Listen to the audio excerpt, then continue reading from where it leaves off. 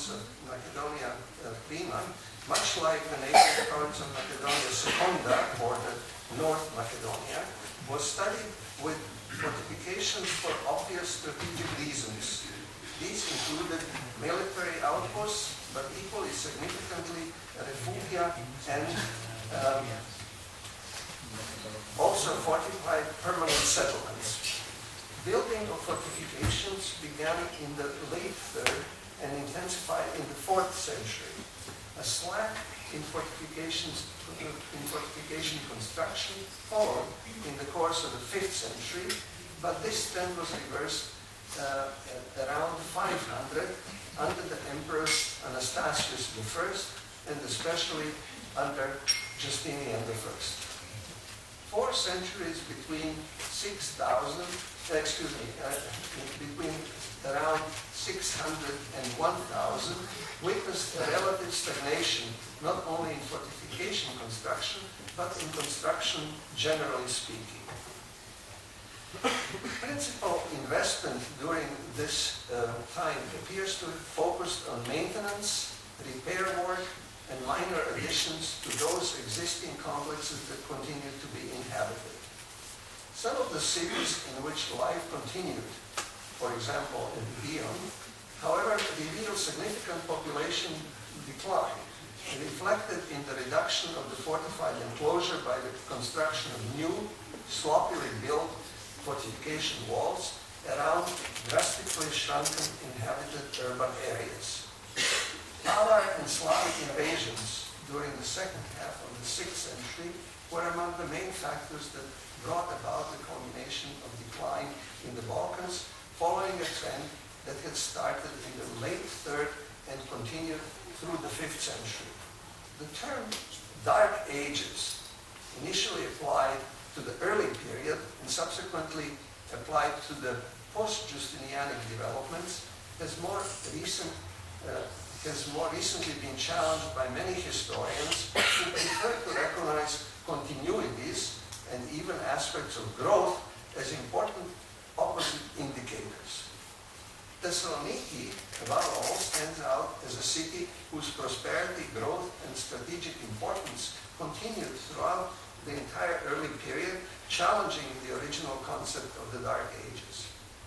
One of the reasons why the term Dark Ages continues to be used by Greek archaeologists, Dr. Karayani included, has an apparent objective dimension. Archaeologically speaking, we are told, essentially no verifiable archaeological traces of Avar or Slavic presence have been detected within the province of Macedonia Prima. However, the extent of urban destruction that is ascribed to Avar and Slavic raids, considering that the period of ravaging was a prolonged phenomenon, and considering that the Slavic tribes ultimately became the first permanent settlers on Byzantine territories, total absence of verifiable traces of their presence does constitute an important problem that must be resolved. The present uneasy status quo, I believe, cannot be maintained.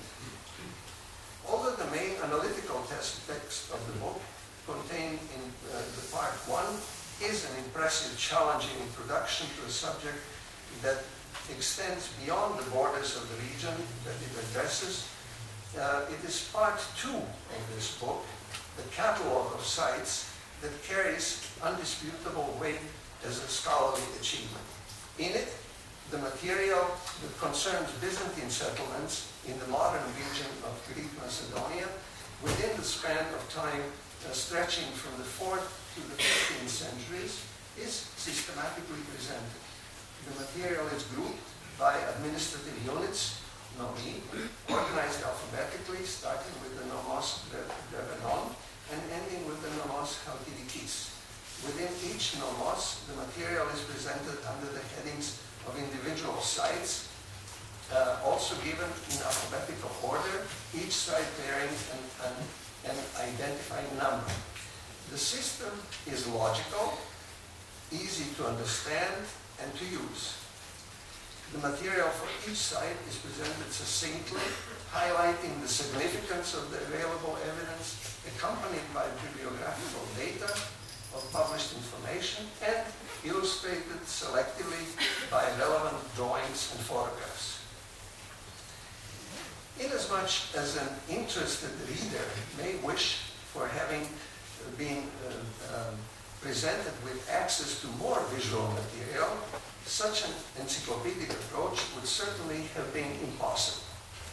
Bibliographical information that has been collected and made available will easily lead any serious student to more abundant sources of information.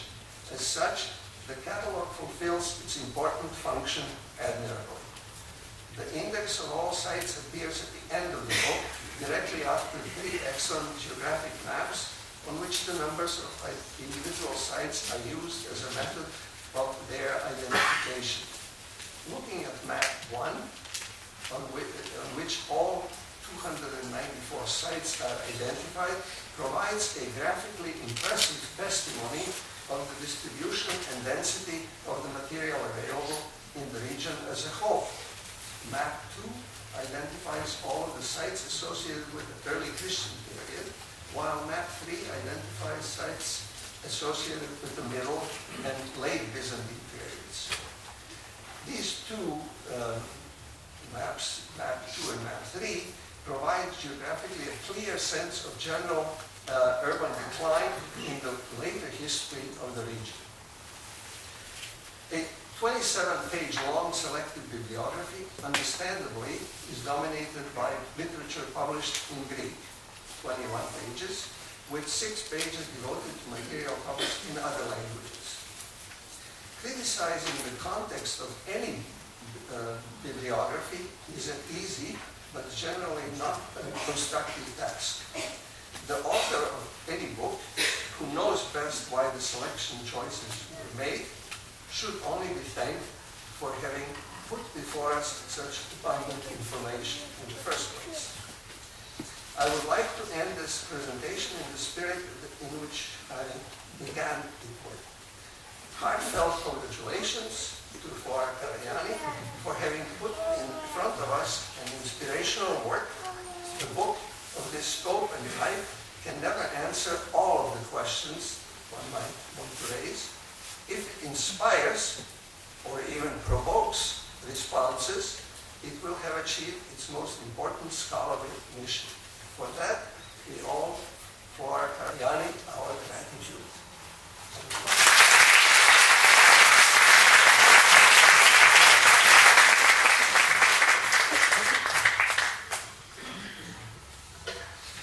Παρακαλώ τώρα τον Διευθυντή του Ινστιτούτου Βυζαντινών Ερευνών της Αυστριακής Ακαδημίας Επιστημών, Dr.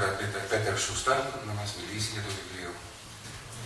Αξιότιμοι κυρίες και κύριοι, αγαπητή Φλώρα, πρώτα απ' όλα θα ήθελα να ευχαριστήσω την κυρία Φλώρα Καραγιάννη και τον κύριο Γιάννη Παραή για την ευγενή πρόσκληση να μιλήσω σήμερα για το βιβλίο «Οι Βυζαντινοί Οικισμοί στη Μακεδονία μέσα από τα αρχαιολογικά δεδομένα 4ος μέχρι 15ος αιώνας». Αποτελεί λοιπόν για μένα μια εξαιρετική τιμή να μιλήσω σήμερα το βράδυ για το συγκεκριμένο βιβλίο της πλέον ειδικής αρχαιολόγου, η οποία είναι προϊστάμενη του Γραφείου Προώθησης της Έρευνας και Εκπαίδευσης του Ευρωπαϊκού Κέντρου Βυζαντινών και Μεταβυζαντινών Μνημείων. Αρχικά, σας παρακαλώ να μου επιτρέψετε να αναφερθώ με λίγα λόγια τόσο στο έργο μου, όσο και στο μακροχρόνιο έργο του Τάβολα Εμπέρι Byzantini της Αυστριακής Ακαδημίας Επιστημών στη Βιέννη, καθώς μόνο έτσι θα καταλάβετε τη στενή σχέση την οποία έχω με το εν λόγω βιβλίο. Κάθε τόμος αυτής της σειράς είναι αφιερωμένος σε ένα χώρο, σε μία ή περισσότερες επαρχίες ή σε ένα ή περισσότερα θέματα του Βυζαντινού κράτους, δηλαδή της Ρωμαϊκής Αυτοκρατορίας. Σκοπός αυτών των τόμων είναι η παρουσίαση σε γενικές γραμμές όλων των τοπονυμίων, οικονομίων, ιδρομημίων ενός συγκεκριμένου χώρου,